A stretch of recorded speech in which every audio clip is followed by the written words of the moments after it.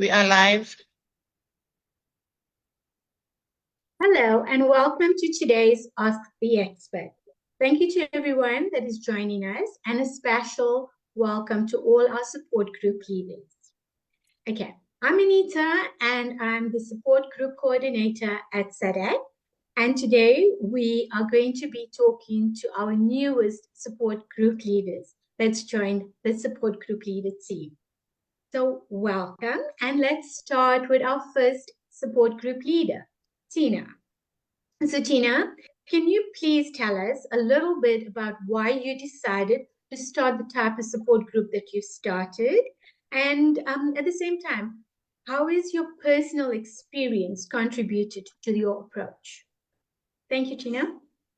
Thanks, Anita, and hi, everyone. My journey has been quite a long one with schizophrenia. My first husband was diagnosed with originally with a bipolar disorder, and then later in his life with a schizophrenic disorder, and then eventually a schizoaffective disorder. And then when he passed away, my daughter started showing signs of bipolar, and we've just been through a very harrowing experience of an admission, her second relapse. So I think in total, I've had about 40 years of experience standing on the sidelines of having to deal with people that I love who have, schizophrenia or a pretty serious mental illness. And I think what brought me to Sadag is finding that all the attention was on the patient or the client or whatever you want to call them. But we as the families are just left holding, when the paws hit the fan, we are the ones that have to deal with everything, and there wasn't a lot of support. And that was really what prompted me through my own experiences recently, that there is a real need to just talk, to find a place where you can hold somebody's hand virtually and talk to others who might be in the same position. And since starting this journey with Sadag, it's been amazing how many people are starting to say, yes, there's such a need for this. So Sadag didn't have anything specifically for family support for schizophrenia, schizoaffective disorder. And so I'm very happy to be taking this on, and I hope that in the process we can make a difference. Okay. Tina, thank you so much for that. Yes, it's the very first of its kind, the support group that you are starting. And like you said, the families are the ones that are left behind from the people that are going through this situations, etc. And it's all about the person that's are they okay? Are they on meds? Are they being taken care of? And yes, little focus is placed on us as the ones that need the support in order to support them at the end of the day. So thank you so much for that, and all the best with it. Thank you. So let's go to Jitesh. Jitesh, can you tell me why you've decided on starting your support group, and how has your personal experience shaped your approach to start this? Okay. So upon having conversations with family, friends, and peers, and also watching the news on a daily basis, I've seen there's like a much need for a support group of this kind, and as is my unique support group, is tackling both job seekers and employees. So after hearing all of those conversations and taking in different perspectives and opinions and views, and especially most recent, I don't know if you heard, there were quite a few employees in big name companies that were actually victims of suicide, and that for me was really like an eye opener. I'm thinking to myself, you know what, if those people were actually given the platform and made to be feel seen and heard, maybe then they wouldn't have been in that situation. Should I say? Most unlikely, but also as well, on the same note, all of those battles and struggles that job seekers and employees face is really going unnoticed, and it's only creating a bigger taboo and stigma around the whole topic as a whole. So Thank you. and yeah, and then how it has shaped me and to actually start the support group is I've been on both sides of the fences. So I know what it's like to be on both sides, and I know it can be a really difficult and lonely journey to go through. Okay, thank you so much for that, Chitish. And yes, so people, we do understand, like, okay, with people being unemployed and looking at the unemployment rate within the country, etc. It's all about, you know what, we feel that those people are depressed. And I see where you're coming from in this context, where people that are employed might be depressed for different reasons.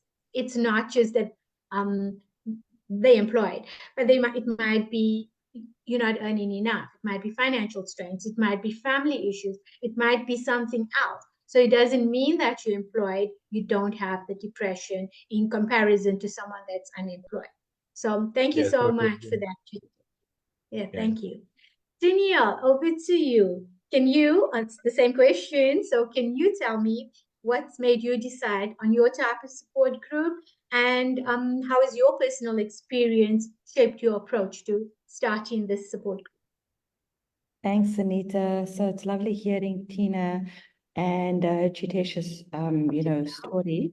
For me personally, it's also as a result of, as Tina saying, years and years of living with the condition. So I was in high school when I was diagnosed with depression. At that point, I had not realized the anxiety component. My group is both depression and anxiety, and I have both. And to Jitish's point is, I've been on both sides of the fence, as an employee, as management, and now having transitioned into a new season of my life after being retrenched, I've had to figure out how to navigate life post corporate employment, post divorce, post many, many life changes. And I'm a host on the October Mental Health and Wellness app. So I'm very aware of how much of a need there is for support. I host for 1 hour sessions most days of the week. But what I've realized is that people need more. People need a closed group where they actually feel like they belong, where they feel like they are supported, and where they know they can reach out, where it's the family that you choose to be with, right? Because you may not always be able to choose your family, or your family may not always be able to understand and support you.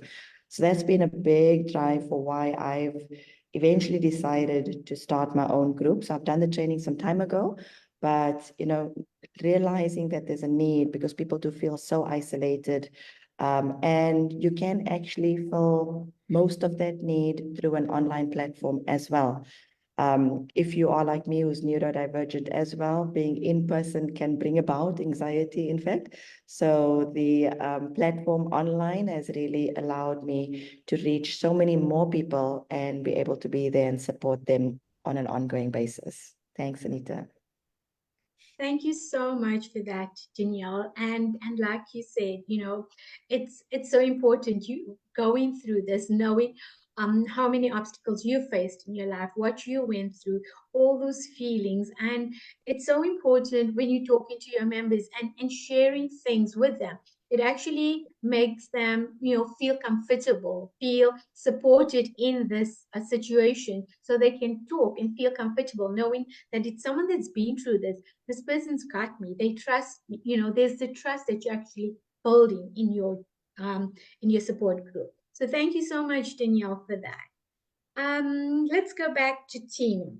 Tina, can you tell me what methods do you intend using for your support groups to keep your discussions focused and productive?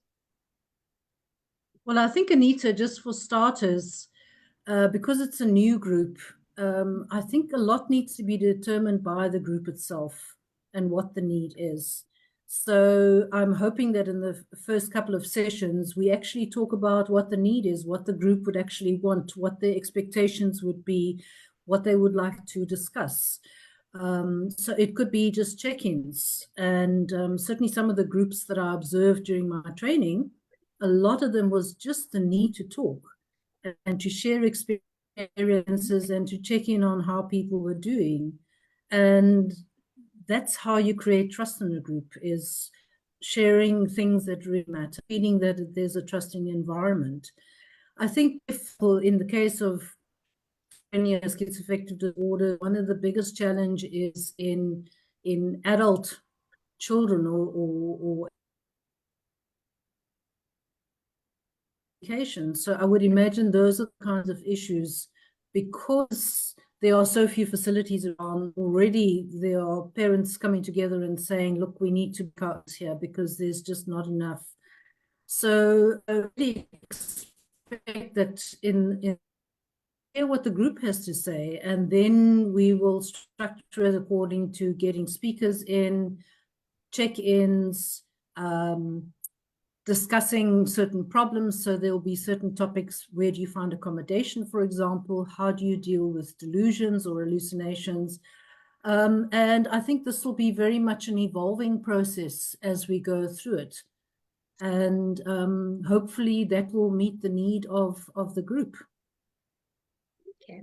Thank you very much for that, Tina. And let's hear from Jitesh. What do you think is going to work? Jitesh, your group hasn't launched as yet. You're still going to be launching. So how do you think? I mean, based on what Tina said as well, because it's a new group, you need to find your feet. You need to see what's the group all about. So what do you think going forward? Okay, so as Tina mentioned, I'm in totally in agreement with her, and I share the same method. But I would like to do it on a more consistent basis, whether it be, like, how can I say, if it's consistent, then people are gonna be starting to feel heard. So which leads me to my personal method, which I'm calling on from previous meetings that I host in my career itself. So I actually use the head, hearts, and hands approach. So allow me to explain that. So what it basically is, it's head, hearts, and hands approach, meaning every action should be combined by intellectual, emotional, and practical components. So when we look at at every meeting through this lens, right, it can be very engaging and very effective. So with this, bearing this in mind, right? So we start with the head first, right? The head being the mind. So when we know exactly why we are here, and we share a common purpose, right? We're gonna feel wanted and accepted in the space, and people are gonna be more how can I say, comfortable in sharing and being themselves, you know? So also as well, it I would like it to be hands-on as well. Like I'll be introducing activities in my in my meetings where it will be practical, where people can be standing in full expression of themselves, creating their little art or anything of that sort. So when they do that, you're already you are already encouraging them to be themselves in the space. So it's only going to lead them to be um, more effective and more present in the meeting and more focused. So then this is the last part which I place great importance to, and which is the heart, right? The heart and our emotions. When we have our humanity acknowledged, respected, and safety feelings, we are valued. And when we end the meeting with a sense of accomplishment and feeling of closure and completion, as to oppose feeling confused and like more loose ends that have been created, then you have met your your vision, your objective of the meeting. You're making you're making every member feel seen, heard, and like like accepted in every meeting. So not only will they be present, they will also be engaged and super focused, because now it's all about them, like Tina said. it's going to be all about them. What they say, we are just there to support and guide. Okay, Jitesh, thank you so much for that. And yes, it's important, in support groups to have the practicality as well. Sometimes people uh, how can I say, are more open when you come out with practical things because of the involvement, like you said, and it's the head, heart, hand situation that you spoke about. And people do feel comfortable. They start to build that trust. They start to feel engaged. And yes, it's really, really important. But can I throw you a curveball and say, like, what if there's a person or member in the group that's not comfortable with this situation or with this suggestion of doing things this way? How would you treat that? I would say it's okay and not force it. I mean, they would do so in their own comfortable space and time, and also allow them to be active in any way that they can, like take part in any way that they can, beside uh, asking them to take part. Okay. Thank you so much for that. And the reason why I threw the curveball at you is because sometimes, we have all these great ideas within our support groups that we know work. And them not all the members might agree with that. And like you said as well, is like give them that space, give them the time. And when they're ready, they will come to you and they will enjoy the experience, maybe. So it's Yeah, all well, about giving definitely. them. Yes, giving them that time, letting them explore, and going back to Tina as well. Having your group, if you're going to be setting up, you need to do it together with your group. See what works for you as a group, and just enjoy that bonding and the creation of your group. It might be different from your group to Tina's group. Everyone has a different flavor, maybe I'll put it that way. And just enjoy your group. I mean, what might work this week might not work in 3 months time for you, but still at the end of the day you're going to have some sort of structure. For example, if you're going to have an online support group, you're going to tell them, like, you know what, please put your cameras on for 2 minutes, at the beginning, so we can see your faces, so we can engage. And if you feel emotional throughout the session, or if you're feeling anxious throughout the session, put your cameras off, it's fine. But it's nice to engage through like with our social media. It's nice to engage with our videos on, so we can see and have a feel for the person that we're talking to. And even when you end in your meeting, so just maybe have some structure in your groups to say that. And yeah, people might like that. Then you can switch off when they want to and switch back on when they're comfortable. So thank you so much, Jitesh, for that feedback. And Dunia, let's come back to you. Thanks, Anita. So I really love what Chitesha said, the mind and the hands. It reminds me of one of the companies I was at. It's Hearts and Minds, actually, is what they were talking about. But yes, the hands must be there to actually put those actions into place. So for me, my approach is really rooted in mindfulness and in gratitude. And in fact, the community I created on WhatsApp for my group is called Mindful Healing.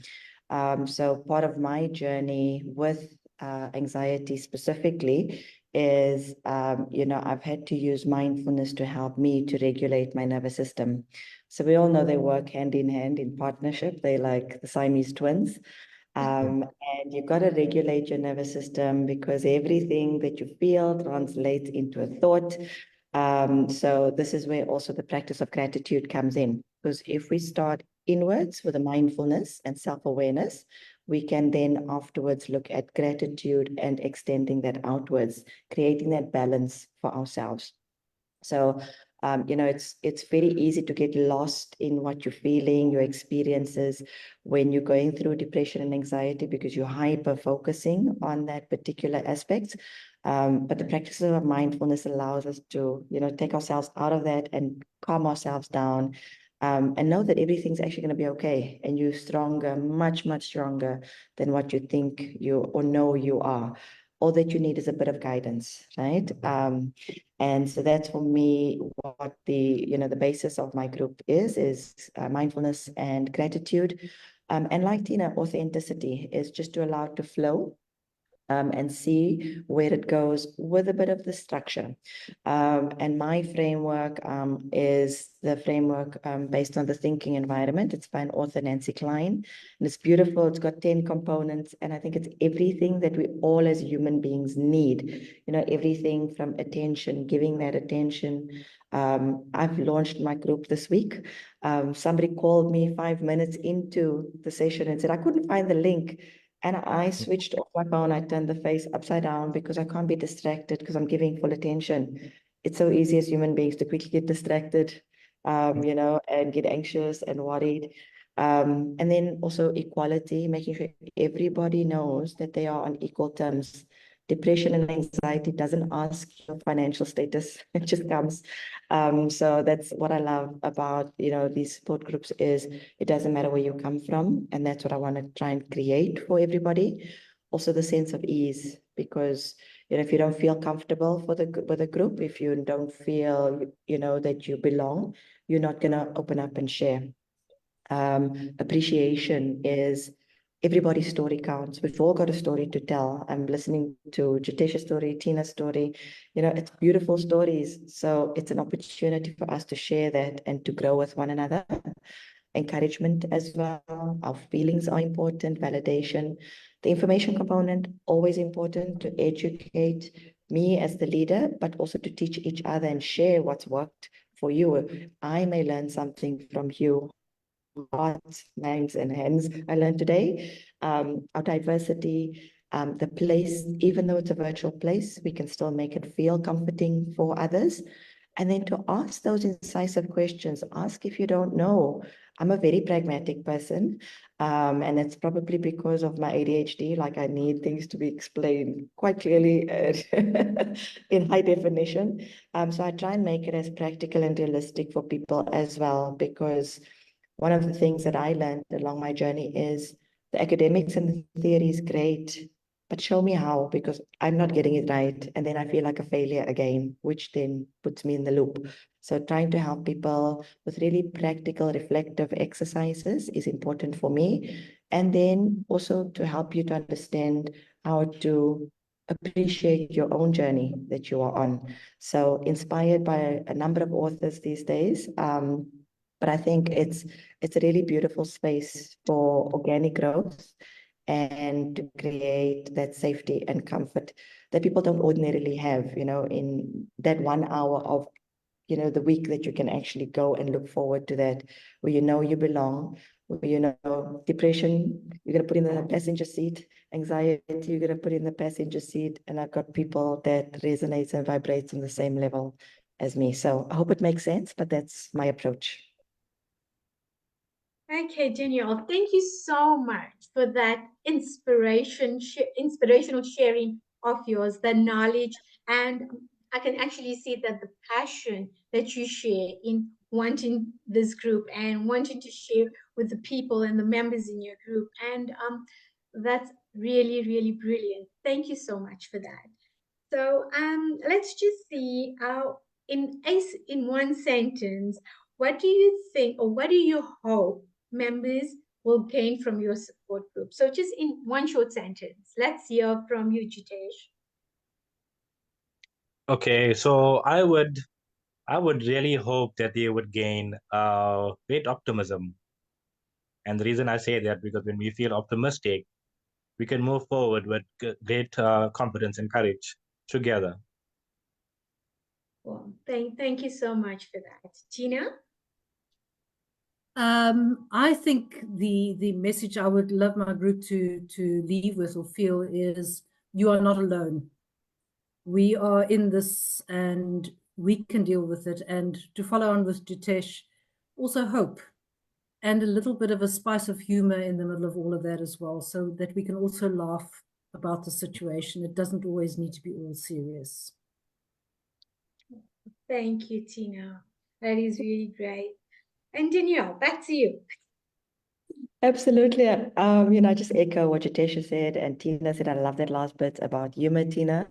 It's something I've learned recently, is to look at humor a lot more because we do get stuck in our heads, right? That's just what it happens with mental health. But it is very much to help people to understand that they belong, that there's a group of people, that they found their tribe. Because for a long time, I didn't know where my tribe was.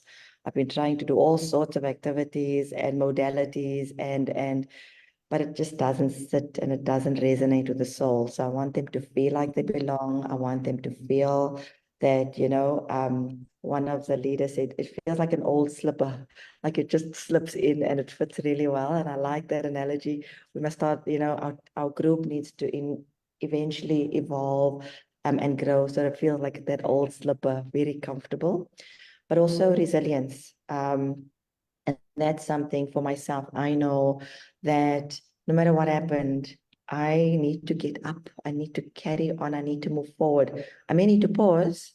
I may take a few steps back and reflect, but I need to move forward because every little thing counts. The environment I'm trying to create, I learned 4 years ago. I didn't think I would apply it in this type of setting. What I've learned over the years, the past 20 plus years, is all now coming together. So I want them to understand that every part of their journey matters and to build that resilience and to provide a space of hope as well. Thanks, Anita. Thank you so much for that, Danielle. Okay, so to all our listeners or our viewers out there, Tina, is there anything you want to say to encourage them based on your group? Well, I really hope that anyone out there who has connections with people dealing with schizophrenia or schizoaffective disorder will consider joining our group. Come and see, come and help, come and make a difference, come and find your tribe, as Danielle says. And I love Jitesha's hearts, heads, and hands. I think that's what it's all about. And I'm really hoping for those families out there that feel that they wouldn't find a place for them, that this group of ours will in actual fact make a little home for them, a safe space, a place to laugh together, to cry together, and to do all the things that go with having loved ones who have to deal with this mental illness. Thank you so much, Tina. And I will, when I do close off the meeting, I will be sharing our website, etc. So then people who are watching can find your details, etc., and reach out when they need to. Okay, so thank you for that, Tina. Jitesh? Okay, so there's a little African proverb that I really like, and it says, "If you want to go fast, go alone, and if you want to go far, got to go together." So I'll repeat that. If you Yes, want to go, please. if you want to go fast, go alone. If you want to go far, go together. And I believe when we are together, we can do magical, creative, and amazing, awe-inspiring things together. Oh, Jitesh, thank you so much. It's really inspiring, and we'll share your details as well. Thank you so much. I'm just looking at the time. Danielle, let's get your word in there. Problem, Anita. Mine is just kintsugi. It's basically that even if we break, you can be mended, you can be put back together, and you actually become more valuable when you are put back together. So your value increases, it doesn't, in fact, decrease. So the broken crayons do still color. So thanks, Anita. Oh, Danielle, that is absolutely beautiful, and it's something that we remember. So, we've come to the end of the session, and I just want to say thank you so much, Tina, Jitesh, and Danielle, for sharing so much. The gratitude that we feel, and I'm sure that our viewers out there as well, the passion, the everything that's come through has touched my heart. And I'm so glad to be your support group coordinator, to be working with such amazing individuals. It just touches my heart. And I wish you all, Danielle, I know you started your group, and to Tina and Jitesh, I just wish you everything of the best for your support groups and this journey that you're starting with Sadag. Just remember, we will be with you along the way. If you need anything, please do reach out to us, and just everything of the best. Thank you so much for sharing. And to all our viewers out there that wants to join a support group, these beautiful people, and our other support groups are almost 200 support groups that we have. So there is a lot of support groups, and you'd find support groups for almost everything and anything that you need. Okay, so if you do want a support group, or if you want it, whether you want to join or start your own support group, please do visit our website, our Sadag website. It's www.sadag.org. And to look at everything support group related, please just go to the support group tab, and you'll follow the links from there, and you'll find everything and anything you need. You'll also find all the posters of all our support group leaders and their contact numbers. So you have all the information at the tips of your fingers. So thank you, everyone, and to all our viewers. And that's me, Anita from Sadag. Goodbye. Bye. Bye. Bye. Bye-bye.